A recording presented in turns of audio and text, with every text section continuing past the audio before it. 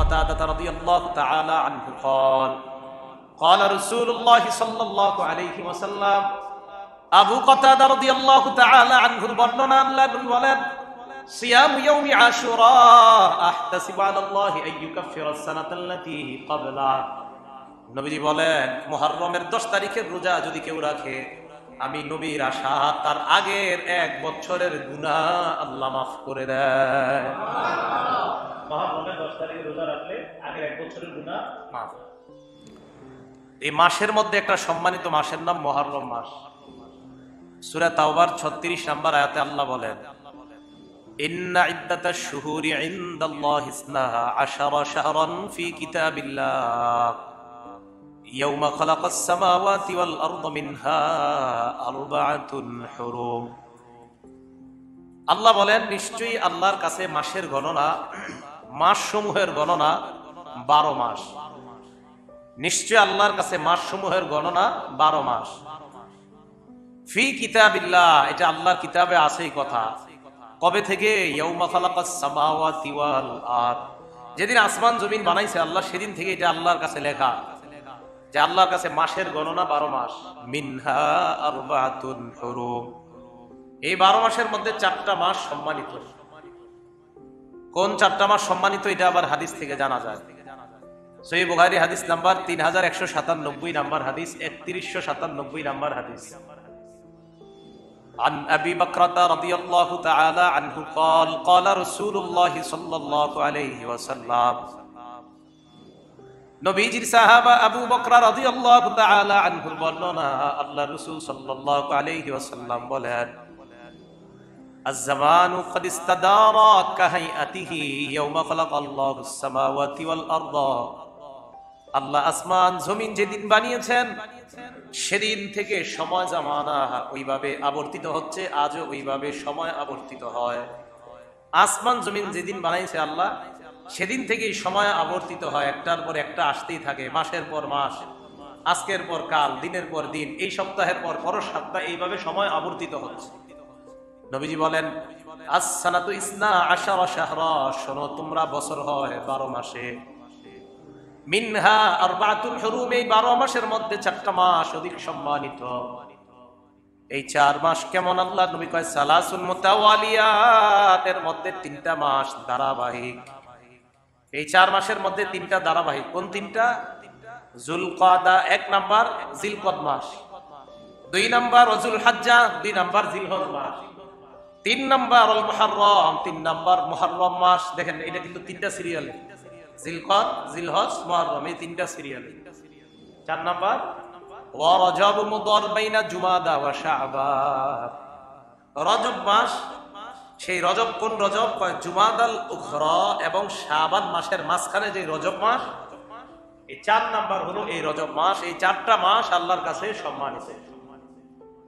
তাহলে আমরা বুঝলাম বছর হয় 12 মাসে, 12 মাসের মধ্যে 4টা মাস আল্লাহর কাছে অধিক সম্মানিত। বাকি এগুলা হলো রমজান ছাড়া, রমজানের পরে।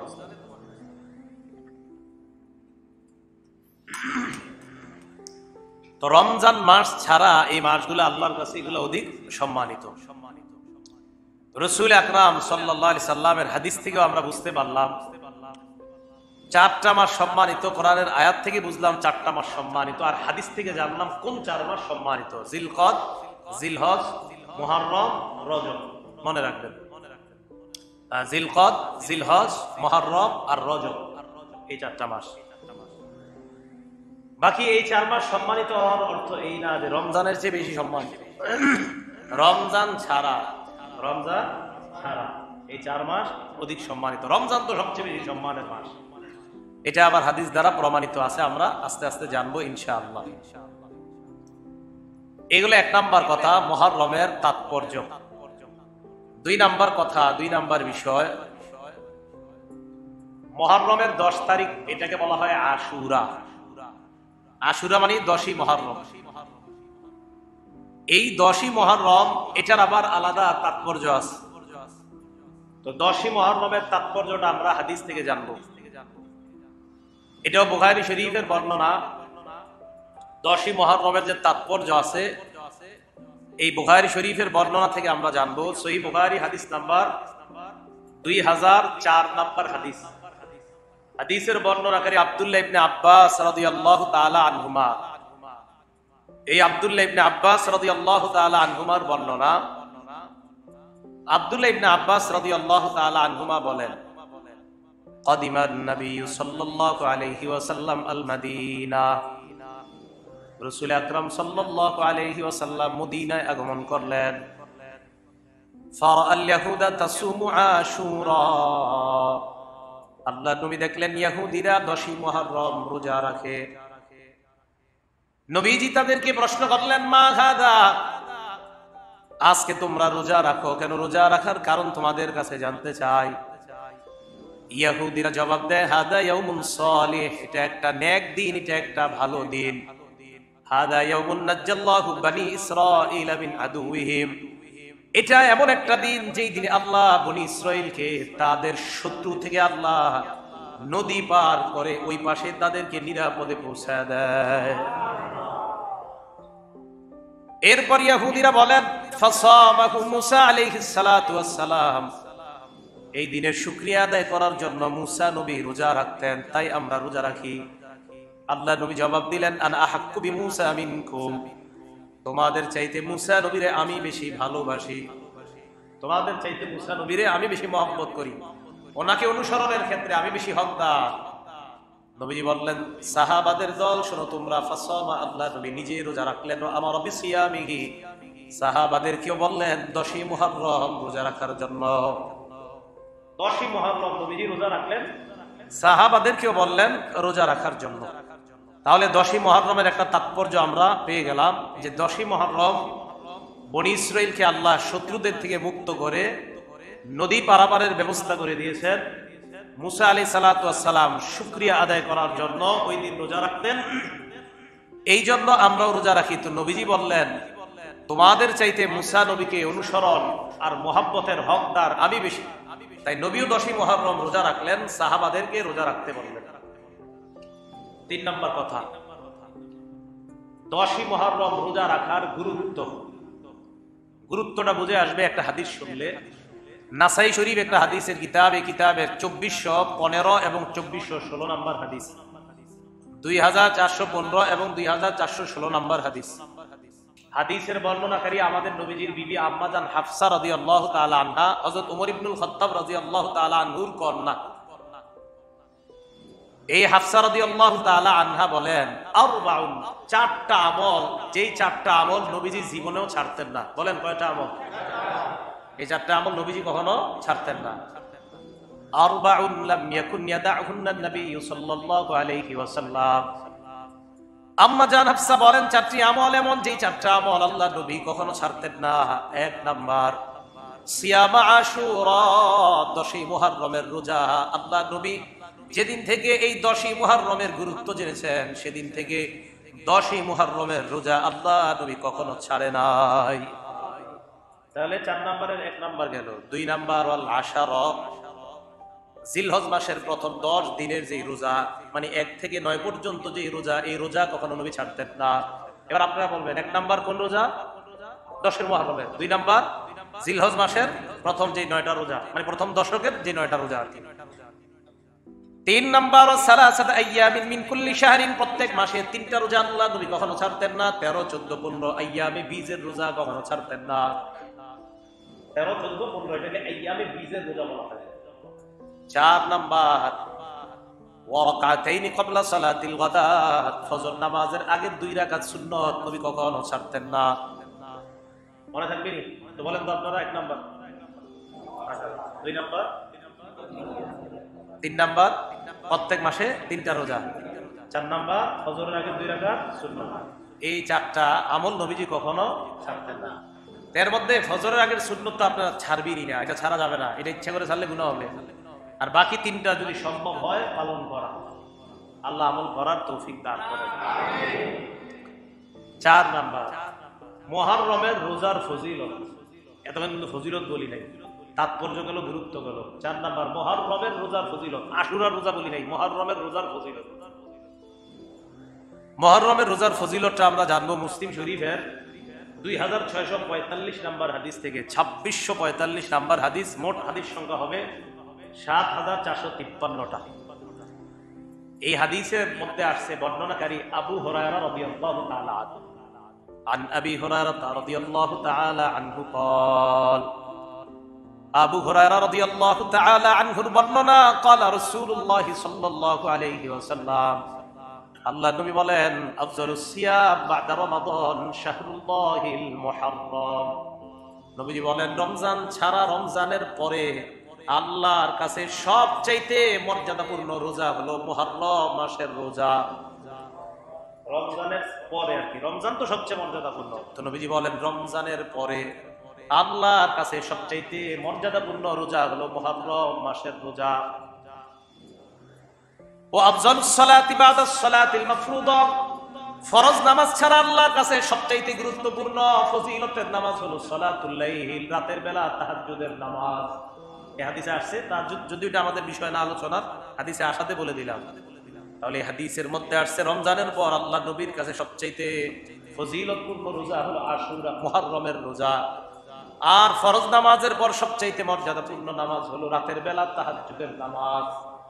তাহলে এই হাদিস থেকে আশুরার রোজার ফজিলত এরকম পাইনি, পাইলাম যে মুহররমের রোজার ফজিলত আছে। মুহররম মানে মাসের, রমজান মাস ছাড়া আল্লাহর কাছে সবচাইতে মর্যাদাপূর্ণ রোজা মুহররম মাসের রোজা। এটা হলো 4 নাম্বার ফজিলত। 5 নাম্বার 10ই মুহররম রোজা রাখার ফজিলত। 4 নাম্বারটা গেল মুহররম মাসের রোজা রাখার ফজিলত, 5 নাম্বারটা 10ই মুহররম রোজা রাখার ফজিলত। এটা জানবো আমরা তিরমিজি শরীফের 752 নাম্বার হাদিস থেকে। তিরমিজি শরীফের 752 নাম্বার হাদিস। হাদিসের বর্ণনাকারী নবীর সাহাবা আবু কাতাদা রাদিয়াল্লাহু তাআলা আন, তিনি বলেন আন আবি কাতাদা রাদিয়াল্লাহু তাআলা আনহু قال قال رسول الله صلى الله عليه وسلم আবু কাতাদা রাদিয়াল্লাহু তাআলা আনহুর বর্ণনা, আল্লাহ নবী বলেন সিয়ামু ইয়াউমি আশুরা আহতাসিবু আলা আল্লাহি আন ইউকাফিরা আস-সানাতাল্লাতী ক্বাবলা। নবীজি বলেন মুহররমের 10 তারিখের রোজা যদি কেউ রাখে, আমি নবীর আশা তার আগের 1 বছরের গুনাহ আল্লাহ মাফ করে দেয়। মুহররমের 10 তারিখের রোজা রাখলে আগের 1 বছরের গুনাহ মাফ। আর আরাফার 10 তারিখের রোজা, আরাফার 9 তারিখে মানে 9 জিলহজ রোজা রাখলে কি ফজিলত? ওয়াসিয়ামু ইয়াউমি আরাফাত আহতাসিবু আলা আল্লাহি আন ইউকাফিরা আস-সানাতাল্লাতী ক্বাবলা ওয়াল্লাতী বা'দা। নবীজি বলেন আরাফার দিবসের রোজা মানে 9 জিলহজের রোজা যদি কেউ রাখে, আল্লাহ তার আগের এবং পরের, আগের 1 বছর পরের 1 বছর, মোট 2 বছরের গুনাহ মাফ। আরাফার দিনেরটা আগের 1 বছর পরের 1 বছর, আর মুহররমের 10 তারিখেরটা আগের 1 বছর। মনে থাকবে তো? আরাফার দিনে আগের 1 বছর পরের 1 বছর, আর মুহররমের 10 তারিখে রোজা রাখলে আগের 1 বছরের গুনাহ আল্লাহ মাফ করে দেন। আল্লাহ আমাদের সকলকে মুহররমের 10 তারিখে যেন আমরা সিয়াম পালন করতে পারি, যদি আমাদের সম্ভব হয় আল্লাহ আমাদেরকে পালন করার তৌফিক দান করেন। এগুলো 5 নাম্বার কথা। 6 নাম্বার কথা, 10ই মুহররম আমাদের করণীয়। আমার সাথে একটা বাংলা সবাই বলতে হবে, বলেন 10ই মুহররম, বলেন। আমরা তাই করব যা নবীজি করেছেন। 10ই মুহররম আমরা ওই আমলই করব যে আমল নবীজি করেছেন। তাহলে 10ই মুহররম আমরা ওই আমল করব যে আমল নবীজি করেছেন। মনে থাকবে না ইনশাআল্লাহ? তো কি আমল করছে দেখি। বুখারী শরীফের 2006 নম্বর হাদিস।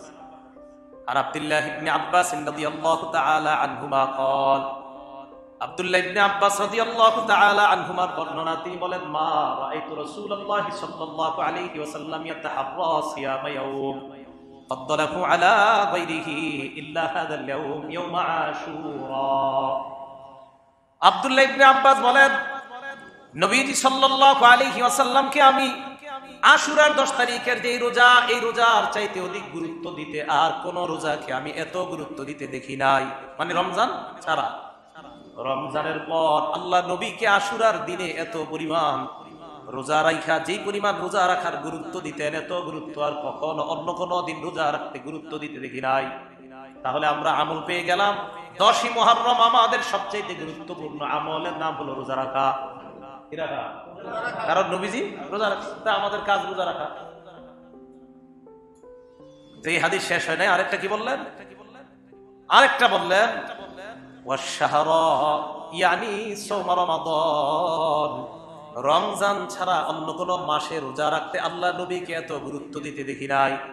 মাসের মধ্যে সবচেয়ে গুরুত্ব দিছে রমজান মাস, আর দিনের মধ্যে সবচেয়ে গুরুত্ব দিছে মুহররমের 10 তারিখ। তো আব্দুল্লাহ ইবনে আব্বাস বলেন যে আমি নবীকে দেখছি মাসের মধ্যে সবচেয়ে গুরুত্ব দিছে রমজান মাসকে, আর দিনের মধ্যে সবচেয়ে গুরুত্ব দিছে মুহররমের 10 তারিখকে। তো মুহররমের 10 তারিখকে নবীজি কিভাবে গুরুত্ব দিতেন? রোজা রাখতেন। তো বলেন তো আমাদের কাজ কি মুহররমের 10 তারিখে রোজা রাখা? এটাই কাজ। 7 নাম্বার কথা, রোজা কবে কবে রাখবো? রোজা আমরা শুধু কি 10 তারিখে রাখবো? আমরা 9-10 রাখবো। কত বলেন তো? 9-10 বা 10-11 বর্ণনাও পাওয়া যায়, বাকি গুরুত্ব বেশি 9-10-এর। এটা অনেক হাদিসের মধ্যে আসছে 9-10। এই 9-10-এর ব্যাপারে তিরমিজি শরীফের 755 নাম্বার হাদিস 755, এই হাদিসের বর্ণনাকারী আব্দুল্লাহ ইবনে আব্বাস রাদিয়াল্লাহু তাআলা আনহুমা, তিনি কি বলে দেখেন, বিসমিল্লাহ। আল্লাহুম্মা লাকাল হামদু ওয়া লাকাশ শামদ। আব্দুল্লাহ ইবনে আব্বাস রাদিয়াল্লাহু তাআলা আনহুমার বর্ণনা, তিনি বলেন মুহররম মাসের 10 তারিখে সামা রাসূলুল্লাহ সাল্লাল্লাহু আলাইহি ওয়াসাল্লাম ইয়াউমা আশুরা। আশুরার 10 তারিখে আল্লাহ নবী রোজা রাখতেন। বাস এতটুকু আসছে হাদিস। শেষের দিকে আব্দুল্লাহ ইবনে আব্বাস বলেন, মুসলমান সুমুত তাসিআ ওয়াল আশিরা, তোমরা 9 তারিখে রোজা রাখো, 10 তারিখে রোজা রাখো। তোমরা 9 তারিখে রোজা রাখো, 10 তারিখে রোজা রাখো। ওয়া খালিফুল ইয়াহুদা, ইহুদীদের বিরোধিতা তোমরা করো। ইহুদিরা 10 তারিখে শুধু রোজা রাখে, তোমরা 9-10 রাখা তাদের বিরোধিতা করবা। ইহুদিরা 10 তারিখে রাখে, তোমরা 9-10 রাখলে তাদের বিরোধিতা করবা, কারণ তারা শুধু রাখে 10 তারিখে, তোমরা 9 রাখবা, 10 রাখবা। তো 9 তারিখে যে রাখতে হবে এটার গুরুত্ব আরেকটা হাদিস থেকে জানা যায়। মুসলিম শরীফের হাদিস 2556 নাম্বার হাদিস, 2556, মোট হাদিস সংখ্যা 7453। এই হাদিসের বর্ণনাকারী আব্দুল্লাহ ইবনে আব্বাস রাদিয়াল্লাহু তাআলা আনহুমা। এই আব্দুল্লাহ ইবনে আব্বাস রাদিয়াল্লাহু তাআলা আনহুমা তিনি বলেন, আমার রাসূলুল্লাহ সাল্লাল্লাহু আলাইহি ওয়াসাল্লাম বিসাওমি ইয়াউমি আরাফা, রাসূল আকরাম সাল্লাল্লাহু আলাইহি ওয়াসাল্লাম আরাফার দিনে সাহাবাদেরকে রোজা রাখার আদেশ করতেন। কোন দিনে বলেন? কোন দিনে? আর মানে বলতেন রাখো। আরেকটা, আমার রাসূলুল্লাহ সাল্লাল্লাহু আলাইহি ওয়াসাল্লাম বিসাওমি ইয়াউমি আশুরা, আল্লাহ নবী সাহাবাদেরকে আশুরার দিন রোজা রাখার আদেশ করতেন। সাহাবাদেরকে আল্লাহ নবী আদেশ করার পর সাহাবারা আল্লাহ নবী কি বললেন, ইয়া রাসূলুল্লাহ সাল্লাল্লাহু আলাইহি ওয়াসাল্লাম, হে আল্লাহ নবী আপনার কাছে একটা বিষয় জানতে চাই। নবীজি বললেন, কি জানতে চাও? হুজুর আপনি যে আমাদেরকে 10 তারিখে রোজা রাখার কথা বলেন, হাদা ইয়াউম, এই 10ই মুহররম এমন একটা দিন, ইউআযিমুহুল ইয়াহুদু ওয়ান নাসারা, এই দিনটাকে ইহুদি খ্রিস্টানরা বড় মর্যাদা দেয়, ইহুদি খ্রিস্টানরা এই দিনটাকে বড় সম্মান করে। নবীজি বলে, তাই নাকি? কয় হ্যাঁ। আল্লাহ নবী বললেন, তাহলে তোমরা শোনো, ফাইদা কানাল আমুল মুকবিল, আগামী বছর যখন আবার মুহররম মাস আসবে, ওই আগামী বছর মুহররম মাস আসার পর সুন্নাত তাসিআ, আমরা 9 তারিখে রোজা রাখবো। 9 তারিখে মানে এই বছর তো 10 তারিখে রাখছো তোমরা, তো এই বছর তার 9 পাবো না। আগামী বছর যখন আবার মুহররম মাস আসবে, সুন্নাত তাসিআ 9 তারিখে রোজা রাখবো। আল্লাহর কি কুদরত! ওয়ালাম ইয়াতিল আমুল মুকবিল হাত্তা তুওফিয়া রাসূলুল্লাহ সাল্লাল্লাহু আলাইহি ওয়াসাল্লাম, আগামী বছর মুহররম মাস আসার আগে আল্লাহ নবী দুনিয়া থেকে বিদায় নিয়েছে। পরের বছর মুহররম নবীজি পায় নাই। তবে হাদিসে বোঝা গেছে নবীজির আগ্রহ যে আগামী বছর আমি পাইলে 9 রাখবো, 10 তো রাখবই, আর 9 রাইখা ইহুদিদের বিরোধিতা করবো। এই হাদিস থেকে জানা যায় যে 9 তারিখ আর 10 তারিখে রোজা রাখবে। এই কথাগুলো বুঝে আসছে সবার? তাহলে মুহররম মাসের 9-10 তারিখে রোজা রাখা। আল্লাহ আমাদেরকে কথাগুলো বুঝার তৌফিক দান করেন। 8 নাম্বার কথা, মুহররমের 10 তারিখে রোজা রাখা এটা কি? এটা মুস্তাহাব। মুহররমের 10 তারিখে রোজা রাখা কি বলেন তো? এটা মুস্তাহাব। মুহররমের 10 তারিখে রোজা রাখা এটা মুস্তাহাব। হাদিসের মধ্যে আসছে রাসূল আকরাম সাল্লাল্লাহু আলাইহি ওয়াসাল্লাম এই মুহররম মাস আসলে নবীজি সাল্লাল্লাহু আলাইহি সাল্লাম রোজা রাখা শুরু করছে কবে? প্রথমে বলছি ইহুদিদেরকে দেখার পর। মুসলিম শরীফের হাদিস 2532 নম্বর হাদিস। এই হাদিসে আসছে আশুরার দিনে ইহুদিরা রোজা রাখত। ওয়াসামা রাসূলুল্লাহ সাল্লাল্লাহু আলাইহি ওয়াসাল্লাম ওয়াল মুসলিমুনা ক্বাবলা আন ইফতারাদা রমাদান। আশুরার দিন যেমনি ভাবে ইহুদিরা রোজা রাখতো, রমজানের রোজা ফরজ হওয়ার আগে আল্লাহর নবী রোজা রাখতেন, আশুরার দিনে সাহাবারাও রোজা রাখতেন। যেই মাত্র রমজানের রোজা ফরজ হয়ে যায়, নবী সাহাবাদেরকে বললেন, ফামান শাআ সামা ওয়া মান শাআ আফতারা, তোমাদের কেউ এখন চাইলে রোজা রাখতে পারো, নাও রাখতে পারো। রমজানের রোজা ফরজ হওয়ার আগে নবী বলতেন রাখবাই আশুরার 10 তারিখের রোজা। রমজানের রোজা ফরজ হওয়ার পর নবীজি বললেন এখন মন চাইলে রাখো, মন চাইলে রাখো না। এই হাদিস দ্বারা বোঝা যায় মুহররমের 10 তারিখের রোজা রাখা মুস্তাহাব। কি বলেন তো? মুস্তাহাব, তবে অনেক ফজিলতপূর্ণ। মুস্তাহাব হইল অনেক ফজিলত। আল্লাহ আমাদেরকে যাদের সম্ভব হয় আমরা যেন এই মুহররমের 10 তারিখের রোজাটা পালন করতে পারি, আল্লাহ তৌফিক দান করেন। 9 নম্বর কথা, আশুরা মানে মুহররমের 10 তারিখে বর্জনীয় কি কি কাজ আমরা করব না। মুহররমের 10 তারিখে কি কি কাজ আমরা করব না। একটা কিতাব আছে, হাদিসের কিতাব, নাম ইবনে মাজাহ। এই কিতাবের 1584 নম্বর হাদিস এবং 1585 নম্বর হাদিস। 1584 নম্বর হাদিসের বর্ণনা, ক্বালা রাসূলুল্লাহ সাল্লাল্লাহু আলাইহি ওয়াসাল্লাম, নবীজি সাল্লাল্লাহু আলাইহি ওয়াসাল্লাম বলেন, লাইসা মিন্না মান দারাবাল হুদুদা ওয়া শাক্কাল জিয়ুবা ওয়া দাআ বিদাওয়াতিল জাহিলিয়া। ওই ব্যক্তি আমার উম্মতের অন্তর্ভুক্ত না। মান দারাবাল হুদুদ, যে ব্যক্তি তার গালের মধ্যে আঘাত করে, চেহারার মধ্যে আঘাত করে, শরীরের মধ্যে যে ব্যক্তি আঘাত করে, ওই ব্যক্তি আমার উম্মতের অন্তর্ভুক্ত না। তাহলে বলেন আপনারা, মুহররমের 10 তারিখে শরীরের মধ্যে আঘাত করা তো দূরের কথা, কোন মুসলমান না বুঝে শরীরে আঘাতের চাইতেও বেশি শরীরটাকে রক্তাক্ত বানায় ফেলে, শরীর রক্তাক্ত বানায় ফেলে 10 তারিখে। আল্লাহ নবী বললেন, মান দারাবাল হুদুদা, যারা চেহারায় আঘাত করে, খামসায় শরীরের মধ্যে এইভাবে আঘাতের মাধ্যমে যারা শরীরটাকে ক্ষত বিক্ষত করে, নবী বলেন এই মুসলমান আমার উম্মতের অন্তর্ভুক্ত না। ওয়া শাক্কাল জিয়ুব, যেই মুসলমান তাদের কাপড় ছিঁড়ে ফেলে, হুতাশ করতে করতে কাপড় ছিঁড়ে ফেলে, কেউ মারা যাওয়ার পর আমি আর আমার এই জীবন রাখবো না বলে বলে তার কাপড়টা ছিঁড়ে ফেলে, নবী বলেন এই উম্মত আমার উম্মতের অন্তর্ভুক্ত না। এটা আপনাদের এলাকা আছে, মা বোনরা, বাপ মারা গেলে, ভাই মারা গেলে, আল্লাহ তুমি আমারে নিলাগ না, আজরাইলটা আমার কাছে পাঠাইতে পারলা না, এগুলা বইলা বইলা কান্না করে। আল্লাহ আপনি আমার আব্বারই দেখলেন আর কাউরে দেখলেন না, আমার ছেলেটারে আপনি দেখলেন আর কাউরে দেখলেন না, তুমি আমারে নিতে পারলা না। এটি বইলা বইলা আপনার জামা কাপড় ছিঁড়ে ফেলে। ভাই আসছে বাবার মৃত্যুতে, ভাইরে ধইরা কান্না শুরু করে, আরে ভাইরে কোত্থেকে আসছো, বাপে তো গেল, শেষ হয়ে গেল। নবীজি বলেন এ আমার উম্মতের অন্তর্ভুক্ত না। জাহিলি যুগের মতো যারা চিল্লাচিল্লি করে, এরা আমার উম্মতের অন্তর্ভুক্ত না। জাহিলি যুগের মতো যারা বিলাপ করে, বিলাপ বুঝেননি? হ্যাঁ, আপনাদের শহরের কথা জানি না, এটা তো মোটামুটি ঢাকার পাশেই। দেশ গ্রামের অবস্থা, কেউ মারা গেলে 4-5 জন একসাথে বৈশা কি যেন বানায় বানায় আপনার বিলাপ করতে থাকে। এখনো করে না? আচ্ছা, এগুলা নবীজি বললেন এরা আমার উম্মতের অন্তর্ভুক্ত না, এগুলা কুসংস্কার, এগুলা হারাম। এটা হলো ইবনে মাজার 1584 নম্বর হাদিস। 1585 নম্বর হাদিসে আসছে, লানা রাসূলুল্লাহ সাল্লাল্লাহু আলাইহি ওয়াসাল্লাম আশ-শাক্কাতা ওয়াজহাহা। ওই নারীর উপর আল্লাহ নবী অভিশাপ দেয় যে নারী তার চেহারা খামসায়া শেষ করে ফেলে, আপনার শোকে কাতর শেষ করে দিবে নিজের। এই হাদিসে আসছে নবীজি তার অভিশাপ দেয়, অভিশাপ দেয় তাকে যে এইভাবে নিজের আঘাত করে। আর শাক্কাতা আপনার সবকিছু ছিল, আর শাক্কা মানে টুকরা টুকরা জামা কাপড় ছিঁড়ে ফেলে, এটা হলো শাক্কা। জামা কাপড় এগুলা ছিঁড়ে ফেলে, তার উপরে রাসূল সাল্লাল্লাহু আলাইহি ওয়াসাল্লাম অভিশাপ দেয়।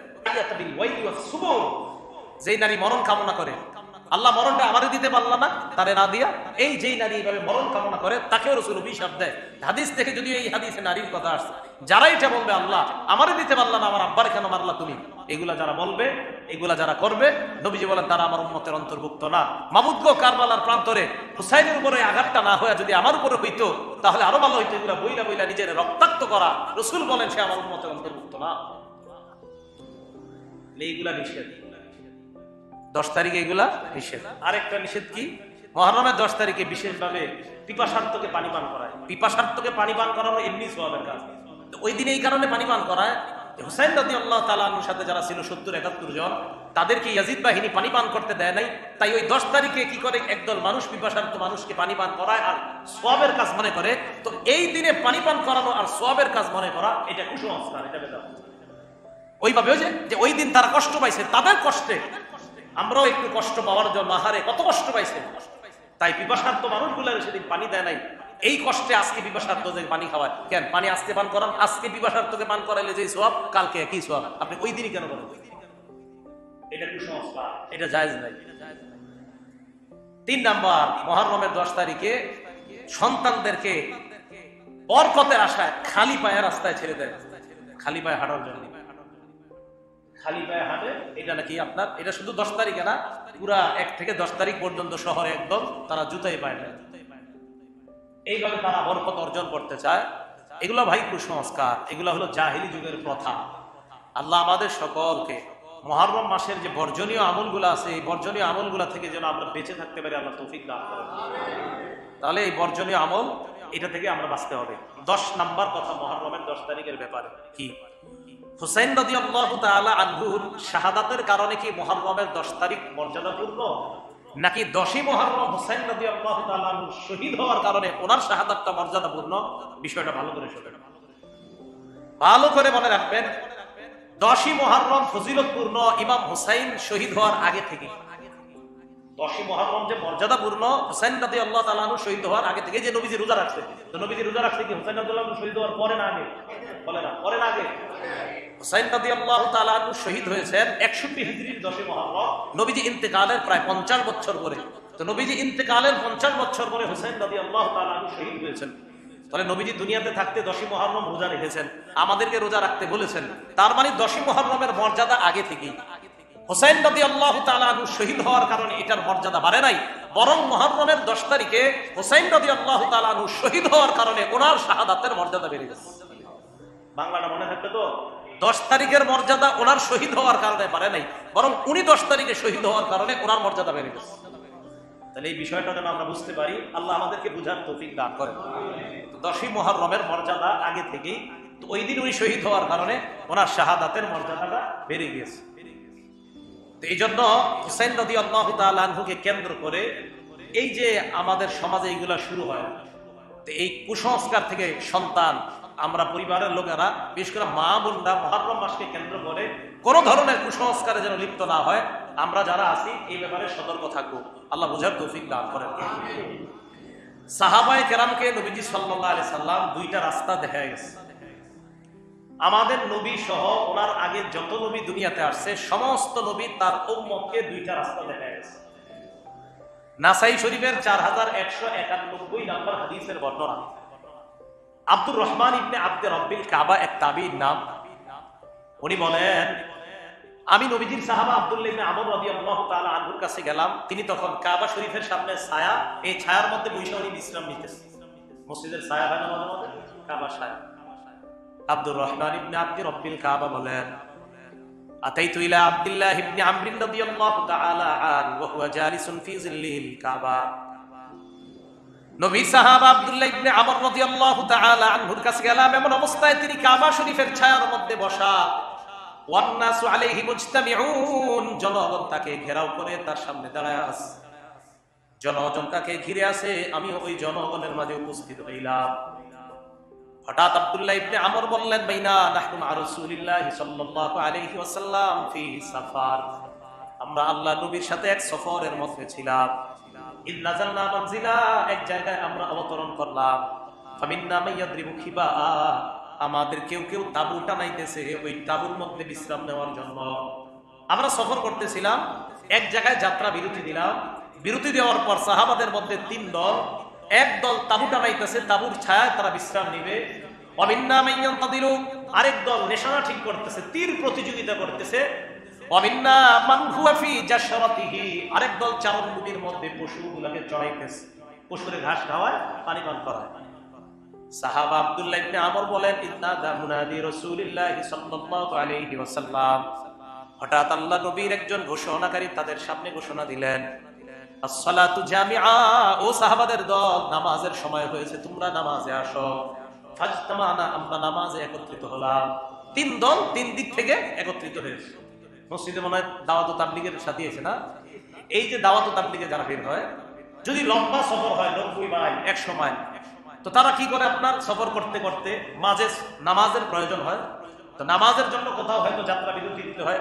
তো সেখানে কেউ আপনার নামাজের প্রস্তুতি হিসেবে উযু করে, কেউ প্রস্রাবখানা যায়, কেউ হয়তো বড় ইস্তেঞ্জার প্রয়োজন সেখানে যায়। তার মানে সফর বিরতি দিলে এক একজনের এক একটা প্রয়োজনীয়তা দেখা দেয়। ঠিক আমাদের সাহাবাদের মধ্যে কেউ তাবু টানাইতেছিল, কেউ তীরের প্রতিযোগিতা করতেছিল, আবার কেউ চারণভূমির মধ্যে পশু চড়াইতেছিল। তো এইভাবে প্রত্যেকটা দল যেন জামাতে আইসা পড়ে। এক সাহাবাকে বললেন, এ সাহাবাদের দল, জামাতে সময় হয়েছে, জামাতে আসছে। তো সবাই জামাতে আসছে।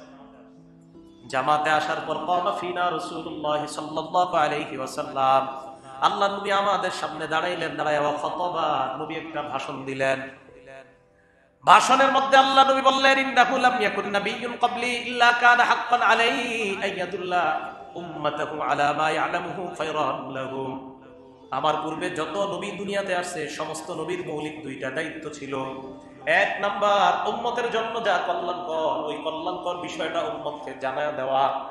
দুই নাম্বার, ওয়াইনজিরা মা ইয়ালামুহু শাররান লাহুম, উম্মতের জন্য যা অকল্যাণকর ওই অকল্যাণকর বিষয় থেকে উম্মতকে সতর্ক করে দেওয়া। কি করে দেওয়া? এখন আপনাদের কাছে আমি জানতে চাই, 10ই মুহররম রোজা রাখা এটা কল্যাণ না অকল্যাণ? হ্যাঁ, কল্যাণ। আর 10ই মুহররম নিজের শরীরকে রক্তাক্ত করা এটা কল্যাণ নাকি অকল্যাণ? সাহাবাদেরকে আল্লাহ নবী বললেন, আমার পূর্বে যত নবী আছে সমস্ত নবীর দায়িত্ব ছিল মৌলিক দুইটা। এক নাম্বার, উম্মতের জন্য যা কল্যাণ তা উম্মতকে জানায় দেওয়া। দুই নাম্বার, উম্মতের জন্য যা অকল্যাণ এই অকল্যাণ থেকে উম্মতকে সতর্ক করা।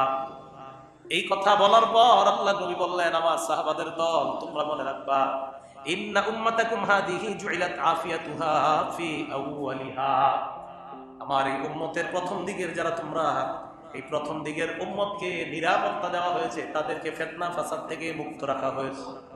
আমার খাতিরে তোমরা ফিতনা থেকে মুক্ত থাকবা, আমার খাতিরে। বুঝে নিতেছি?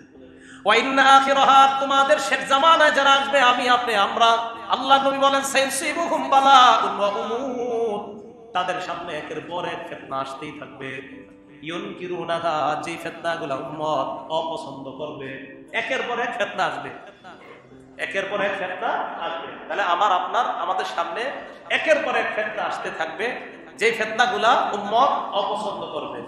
আল্লাহ নবী বলেন, ফাতাজিউল ফিতান, ফিতনাগুলা যখন আসবে, ফায়ুদাক্কিকু বাদুহা লিবাদিন, একটা ফিতনা আরেকটা ফিতনার কাছে তুচ্ছ মনে হবে। ফিতনা যখন আসবে, আগের ফিতনাটা পরের ফিতনার কাছে তুচ্ছ মনে হবে। কয়েকদিন আগে করোনা ভাইরাস নামক গজবে আমরা বলছি, ফিতনায় বলছি। এখন আমাদের কাছে মনে হয়েছে এই গজবের চাইতে মনে হয় বড় আর কোনো গজব আসবে না। নবী কয়, না, পরে যেটা আসবে ওটার কাছে আগেরটা তুচ্ছ মনে হবে, ওটার কাছে আগেরটা তুচ্ছ মনে হবে। ফাতাজিউল ফিতনা, ফিতনা যখন আসবে, ফিতনা আসার পর ফায়াকুল মুমিন, ঈমানদার বলবে, ইয়া মুহলিকাতি, এই ফিতনা আমি শেষ হয়ে যাব, এই ফিতনা মনে হয় আমাকে ধ্বংস করে দিবে। ঈমানদার বলবে। ফাতানকাশিফু, আল্লাহ নবী বলেন, এই ফিতনা হঠাৎ আল্লাহ উঠায় নিবে, আস্তে আস্তে গজব আল্লাহ উঠায় নিবে।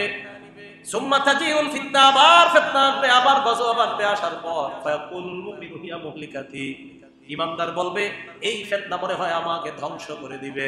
আল্লাহ নবী কয়, ফাতানকাশিফু, ফিতনা আবার উঠে যাবে। এখন ফিতনা আসবে, ফিতনার মধ্যে ঈমানদার পড়বে।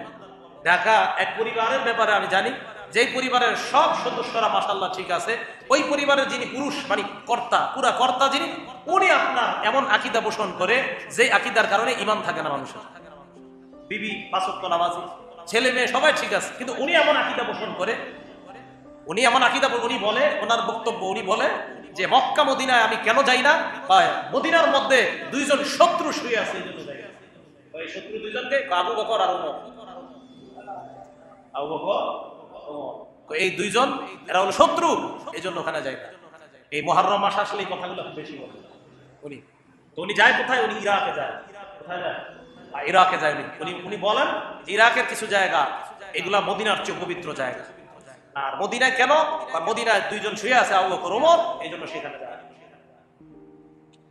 এই যে ফিতনা, এই ফিতনার মধ্যে ঈমানদাররা পড়ে যাবে। ওই পরিবারের সবাই এত পেরেশানির মধ্যে, ওই পরিবারের নারী মহিলা যিনি, উনি ওলামায়ে কেরামের কাছে বারবার আপনার মাসালা জানতে চায় যে এই মুহূর্তে কিভাবে চলতে পারি, বাসায় কিভাবে সঠিকভাবে ইসলাম পালন করতে পারি। উনি রোজা রাখে কিভাবে জানেন? উনি রোজা রাখে আজকে মাগরিব, আপনার আজকে ফজরের আগে যে উনি খানা খায়, এই খানা খাওয়ার পর পরের দিন আবার যখন রাত্র গভীর হয়, রাত 3টা-4টা বাজে গিয়ে ইফতারি করে। অর্থাৎ ফজরের আগে খানা খাওয়ার পর সাহারির সময় খানা খায়, খানা খাওয়ার পর সারাদিন রোজা রাখে। মাগরিবের সময় ইফতার করে না, মাগরিব যায় এসা যায়, রাত অন্ধকার হলে ইফতার করে। উনি কয় কি, আল্লাহ কোরআনে বলছে রোজা রাখো রাত পর্যন্ত, এই জন্য আমি রাত সহ রোজা রাখি। কি বুঝাটা বুঝছি, উনি এমন বুঝা বুঝছে, আল্লাহ বলছে রাত পর্যন্ত রোজা রাখো। মাগরিব কি রাত? মাগরিব তো সন্ধ্যা। উনি যুক্তি দেয় মাগরিব তো সন্ধ্যা, রাত হয় গভীর হয় কখন? যখন ৩টা-৪টা বাজে, অথবা 12টার পর হয়, 1টা-2টা, তখন গিয়ে উনি ইফতারি করে। এই হলো ওনার বুঝ। এই বুঝের মধ্যে উনি রমজানের 30টা রোজা এইভাবে রাখে।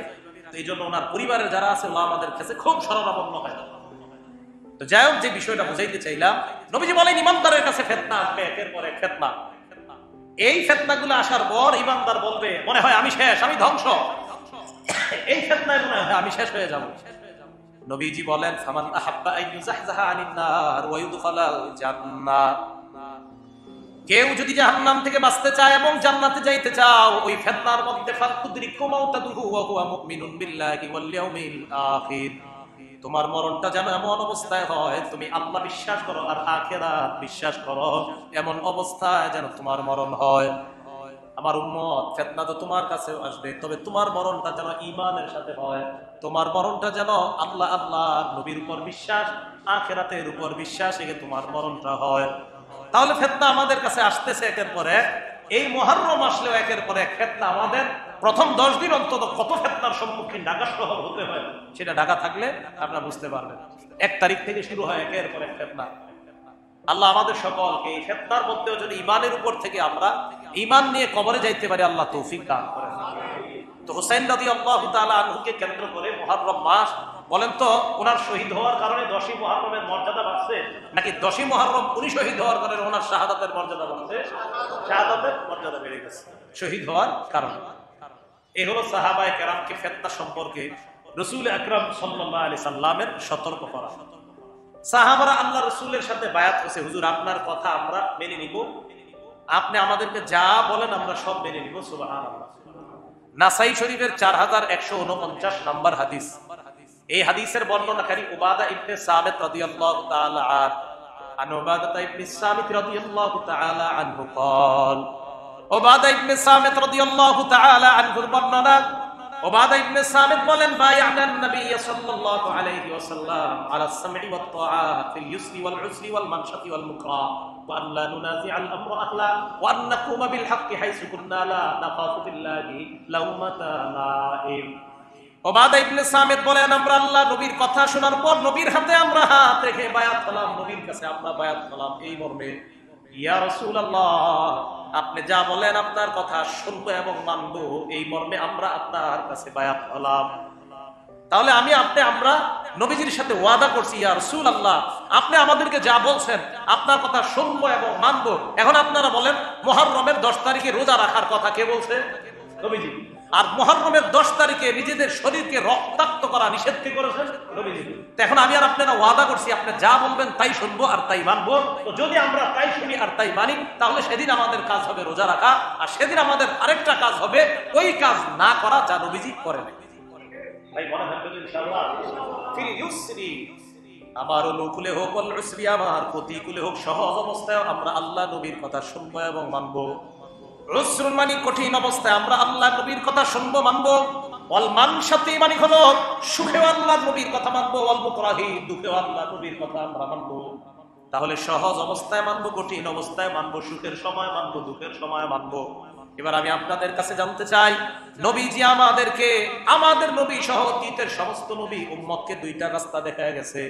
1 নাম্বার যা কল্যাণকর এই কল্যাণকর বিষয়ে জানায় দিয়েছেন, আর যা অকল্যাণকর তা থেকে সতর্ক করেছেন। এই ব্যাপারে সাহাবারা নবীর কাছে বায়াত হয়েছেন আপনার কথা শুনবো এবং মানবো। আমরা আপনার নবীর কথা শুনবো এবং মানবো কিনা? মানবো কিভাবে? সহজ অবস্থায় কার কথা মানবো? মানবো। কঠিন অবস্থায় মানবো। মানসাত সুখেও মানবো, ওয়াল মুকরা দুঃখেও মানবো। ওয়া আল্লা নুনাজি'আল আমরা আহলা, যোগ্য ব্যক্তিকে যোগ্য স্থানে যদি বসানো হয় এটার বিরোধিতা আমরা করব না, এই মর্ম আমরা নবীর কাছে বায়াত হয়েছি। ওয়া আন্নাকুমা বিল হক, আমরা সদা সর্বদা সত্য কথা বলবো, এই মর্মে নবীর কাছে আমরা বায়াত হয়েছি। হাইসু কুন্না লা নাখাফু ফিল্লাহি লাউমাতা লাইম, আল্লাহর কথা বলতে গিয়ে কোন নিন্দুকের নিন্দাকে আমরা ভয় করব না, এই মর্মে আমরা নবীর সাথে ওয়াদাবদ্ধ হয়েছি। তাহলে এবার আপনাদের একটা প্রশ্ন করি, বলেন তো মুহররমের 10 তারিখে রোজা রাখবো যদি পারি, এই মর্মে ওয়াদাবদ্ধ হয়েছি আমরা, আর এইগুলা করব না, জামা ছিড়ব না, শরীরে আঘাত করব না, এই মর্মে আমরা নবীর হাতে বায়াত হয়েছি। এখন আপনাদের কাছে জানতে চাই, বলেন তো সুখের সময় মানতে হবে কিনা? দুঃখের সময়, সহজ অবস্থায়, কঠিন অবস্থায় মানতে হবে। এই তো মাশাআল্লাহ, তো সুখেও মানবো, দুঃখেও মানবো, সহজ অবস্থায় মানবো, কঠিন অবস্থায় মানবো। আল্লাহ আমাদের সকলকে মান্য করার তৌফিক দান করুন। নাসাই শরীফের আরেকটা হাদিস, এই হাদিসের বর্ণনাকারীও উবাদা ইবনে সামিত রাদিয়াল্লাহু তাআলা। এই হাদিসের মধ্যে আসছে 4161 নাম্বার হাদিস। রাসূল আকরাম সাল্লাল্লাহু আলাইহি সাল্লাম সাহাবাদেরকে কিছু কথা বলছেন। কি বলছেন? বাইউনি আলা আল্লা তুশরিকু বিল্লাহি শাইআ, তোমরা আমার সাথে ওয়াদাবদ্ধ হও, আমার কাছে বায়াত হও, তোমরা আল্লাহর সাথে শিরক করবা না। আল্লাহর সাথে, আপনারা আল্লাহর সাথে শিরক করবেন? তাহলে সুখে দুঃখে কখন আল্লাহর সাথে শিরক করব? না খায় একদম মারা যাইতেছি, আরে আল্লাহ তুমি মনে হয় আমারে দেখতাছো না, এখন আল্লাহ মনে হয় এখন নাই, নাউজুবিল্লাহ, এই জাতীয় কথা বলবো? সুখে দুঃখে সর্বদা কথা বলতে হবে। এক নাম্বার, তোমরা শিরক করবে না। দুই নাম্বার, ওয়ালা তাসরিকু, তোমরা চুরি করবে না। কি করবে না? ঘরে টাকা থাকলেও চুরি করা যাবে না, আমার ঘরে খাবার থাকলেও চুরি করা যাবে না, খাবার না থাকলেও চুরি করা যাবে না। কারণ আপনি সুখেও চুরি করবেন না, দুঃখেও চুরি করবেন না, ওয়াদাবদ্ধ হয়েছে। তিন নাম্বার, ওয়ালা তাজিনু, ব্যভিচার করবো না, তোমরা ব্যভিচার করবে না, জিনা করবে না, এই ওয়াদাবদ্ধ হয়েছে আমরা। জিনা কি? জিনা আমরা বললে আমাদের মাথায় একটা কথা চলে আসে, তবে জিনা মনে রাখবেন, চোখ দিয়ে কোনো নারীর দিকে তাকানো, যে নারীকে দেখা হারাম, প্রথমবার ভুলে পড়ে গেলে মাফ, পরের বার ইচ্ছাকৃতবার তাকাইলে এটা চোখের জিনা। কিসের জিনা? এটা চোখের জিনা হয়ে যায়। সহিহ বুখারী হাদিস নাম্বার 6612 নাম্বার হাদিস। এই হাদিসের মধ্যে আছে, ইন্নাল্লাহা কাতাবা আলা ইবনি আদম হাজ্জাহু মিনাজ জিনা আদরাকা যালিকা লা মাহালা। আল্লাহ পাক রব্বুল আলামিন আদম সন্তানকে, আমাকে, আপনাকে জিনা নামক পরীক্ষা দ্বারা পরীক্ষা করবে। নবীজি বলেন, আমার উম্মত এই পরীক্ষার সম্মুখীন হতেই হবে। আমি আর আপনি এই পরীক্ষার সম্মুখীন হতেই হবে, নবীজি বলছেন। এখন আল্লাহ নবী বলেন, ফাজিনাল লিসান আল মাফতি, মুখের জিনা হলো এই জবানের জিনা হলো মুখ দিয়ে। কোন নারী যার সাথে তোমার দেখা দেওয়া হারাম, ওই নারীর সাথে সরাসরি তোমার কথা বলা, এটা মুখের জিনা। মোবাইলে কথা বলাও মুখের জিনা। একটা নারীর সাথে অপ্রয়োজনীয় মোবাইলে কথা বলা, এটা জবানের জিনা। এটা কিসের জিনা? জবানের জিনা। হাতের জিনা স্পর্শ করা। হাতের জিনা কি করা? স্পর্শ করা। মনে রাখবেন, একটা নারীর সাথে যার সাথে আপনার দেখা দেওয়া যায় নাই, কথা বলা যায় নাই, তার সাথে আপনি চ্যাটিং করতেছেন অবৈধভাবে, সেটা হোয়াটসঅ্যাপের মাধ্যমে হোক, ইমোর মাধ্যমে হোক, মেসেঞ্জারের মাধ্যমে হোক, অথবা অন্য কোনো মাধ্যমে হোক, এই যে আপনি তাকে অবৈধভাবে মেসেজ লিখতেছেন শুধু শুধু অপ্রয়োজনীয়, এটা হাতের জিনা।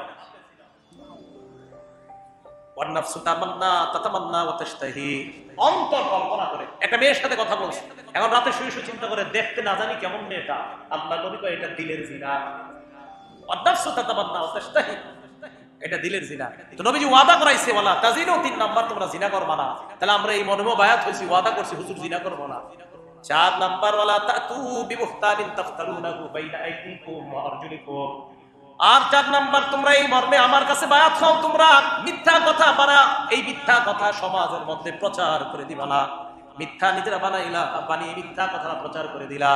মসজিদের ইমাম নির্দোষ মানুষ, সহজ সরল মানুষ, মসজিদ থেকে তাকে হটানোর জন্য, তাকে ভাগানোর জন্য, তার বিরুদ্ধে 4-5 জন মিলে একটা মিথ্যা কথা বানাইয়া এলাকায় রটিয়ে দিলা। তোমরা এলাকায় কি করলা? রটিয়ে দিলা। এটা ঠিক করো নাই, এটা অন্যায় করেছ। সহিহ বুখারী 7047 নাম্বার হাদিসে আসছে, এরকম মিথ্যা কথা যারা বলে কোন মানুষের নামে বানায়া বানায়া, আল্লাহ রাসূল সাল্লাল্লাহু আলাইহি সাল্লাম বলেন, আমি দেখছি ওই ব্যক্তি কিয়ামত পর্যন্ত ওই ব্যক্তি শুয়ে থাকবে, তার মাথার সামনে একজন ব্যক্তি বিকাল্লুবিন মিন হাদিদ লোহার করা চিরুনি দাঁড়িয়ে থাকবে। এই ব্যক্তি ইয়াতি আহাদা শিক্কাই ওয়াজহিহি, তার চেহারার এক পাশে আসবে, আসার পর ফায়ুশারশিরু শিক্কাহু ইলা কাফা, এইখান থেকে লোহার চিরুনি দিয়ে একটা আগ দিবে মাথার এই খুলি পর্যন্ত, ওয়া মিন খারাহু ইলা কাফা, নাকের এই ছিদ্র থেকে আরেকটা আগ দিবে এই পর্যন্ত, ওয়া আইনাহু ইলা কাফা, চোখ থেকে এই পর্যন্ত আরেকটা আগ। এই 3টা আগ দেওয়ার পর রক্তে পুরো শরীরটা রক্তাক্ত হয়ে যাবে। ওই ব্যক্তি ওপাশে যাবে, যাওয়ার পর ওই আগের মতো 3টা দাগ দিবে, দেওয়ার পর এই পাশেরটা ভালো হয়ে যাবে, আবার এই পাশে এসে দাগ দিবে, ও পাশেরটা ভালো হয়ে যাবে। সহিহ বুখারীর বর্ণনায় রাসূল বলেন, আমি 2 ফেরেশতাকে জিজ্ঞাসা করলাম, এ কে? ফেরেশতা 2 জন জবাব দিলেন, ইয়া রাসূলুল্লাহ, সে ওই ব্যক্তি যে ব্যক্তি সমাজে একটা মিথ্যা কথা বলার পর মানুষ সেটাকে সত্যে রূপান্তরিত করছে, মনে করছে এটাই সত্য কথা। কি বলছে? মনে করছে সত্য কথা। এই জন্য ফেসবুক, এই যে আপনারা ইউটিউবার, টেলিভিশনের সংবাদদাতা, বড় সাবধান। কোন সংবাদ যদি মিথ্যা প্রচার করেন আর ওই মিথ্যা যদি সত্য বলে পরিণত হয়ে যায় সমাজের মধ্যে, তো কিয়ামত পর্যন্ত এই শাস্তির অপেক্ষা। ফেসবুকে মিথ্যা সংবাদ ছড়ানো হয় না, এটাই হাদিসের অন্তর্ভুক্ত। লা তাতু বিমুখতারিন তাফতারুনা, ওই ফেসবুক যারা চালাবে সতর্কতার সাথে খুব সাবধানে চালাবে, তোমরা মিথ্যা কথা বানিয়ে বলবা। 4 নাম্বার, আমার সাথে ওয়াদাবদ্ধ হইছো। তাহলে মিথ্যা কথা যে আমরা বানায় বলবো না, এই মর্মে আমরা ওয়াদাবদ্ধ হয়েছি। তো 10ই মুহররম কুসংস্কার গুলা, এগুলা নবীজিও করে নাই, সাহাবাদের কেউ করে নাই, এগুলা মানুষের মিথ্যা বানানো, আর এই মিথ্যা গুলা এখন মানুষ সত্য মনে করে এগুলা করতেছে, তো এরাও ওই শাস্তির জন্য অপেক্ষা করতে হবে। 5 নাম্বার, ওয়ালা তাকতুলু আওলাদাকুম, সন্তান তোমরা দারিদ্রতার ভয়ে হত্যা করবা না। তোমার সন্তানকে তুমি খাওয়াইতে পারবা না, তোমার পেলেটে তোমার সন্তান ভাগ বসাবে এই ভয়ে সন্তানকে হত্যা করবা না। 6 নাম্বার, ওয়ালা তাসুনি ফি মারুফ, তোমরা আমার নাফরমানি করবা না, ন্যায়সঙ্গত কাজে পালন করার ক্ষেত্রে আমার নাফরমানি করবা না, আমার নাফরমানি করবা না। এখন আরেকটা বিষয়, মুহররমকে কেন্দ্র করে বিভিন্ন জায়গায় নারী পুরুষ পর্দা ছাড়া পুরা খোলা মেলা ভাবে নারী পুরুষ কিছু কিছু ক্ষেত্রে কিছু জায়গায় একত্রিত হয় মুহররমের 10 তারিখে। এটা সম্পূর্ণ হারাম। একজন আরেকজনের শরীরের স্পর্শ হয়ে যায়, কোথায় নারী পুরুষ পর্দা করবে সেখানে এই পর্দাহীনতা, একদম পুরা পর্দা রক্ষা করা হয় না।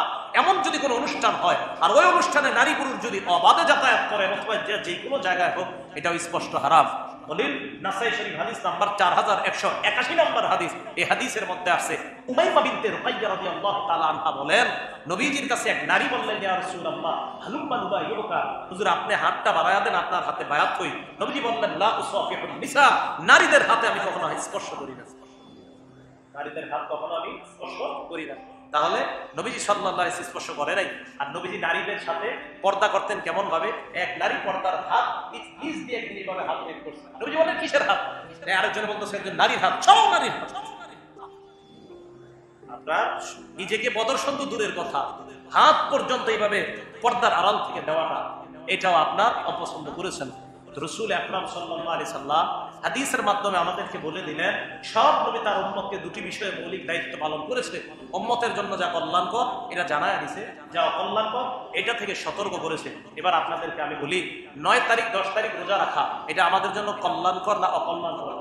আর 10 তারিখকে কেন্দ্র করে অসামাজিক কুসংস্কারে লিপ্ত হওয়া, এটা কি কল্যাণকর না অকল্যাণকর? তাহলে কল্যাণকর বিষয়গুলো পালন করা, অকল্যাণকর বিষয় থেকে বেঁচে থাকা, সতর্ক থাকা, আল্লাহ আমাদের সকলকে তৌফিক দান করেন। আমিন। আখিরু দাওয়ানা আলহামদুলিল্লাহ।